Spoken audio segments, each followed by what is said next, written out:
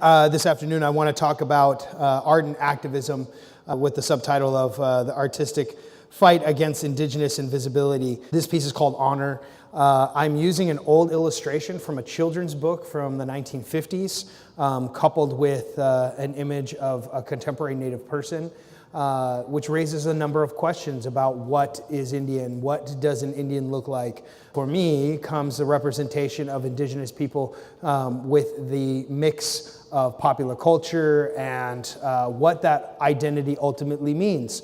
Oftentimes we are left as a relic, people that existed one time and that no longer exist anymore, which I'm standing here telling you this is not true. Our modern existence is one that is a constant struggle. Not only are we still here, but that we live in the same spaces that you do, and oftentimes even like the same things that you do, because we are members of our tribal community, but we're also having an American experience.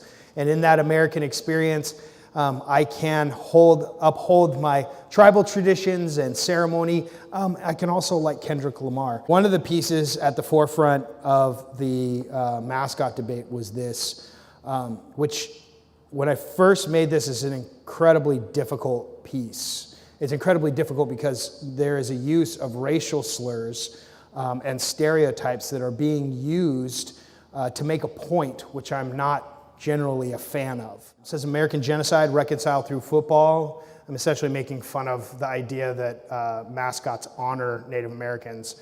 Is somehow hundreds of years of overt oppression and forced assimilation comes down to everything being okay by a bunch of grown men in tights tackling each other.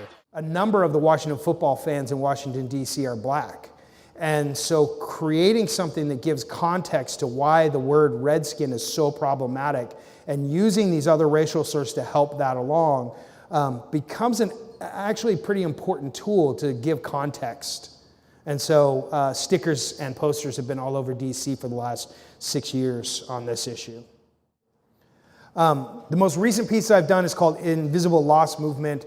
This piece is almost entirely based on metaphor, but it's also based on space. It's based on existing in spaces that are not as obvious. Using traditional regalia that's used in powwows and other places, and stripped all the color out of them. Everything's black. The beadwork's black, the leather work's black, the ribbon work's black, and we dance. This is my daughter, Sage, my oldest daughter, in a jingle dress, and I'm in a men's northern traditional. And so it's not about some traditional ceremony, it's about being informed by the spaces that I have occupied throughout my life, and it's not about whether or not I'm dancing right or if I'm dressed correctly, but instead it's about the aesthetic value of this as a viable piece of art.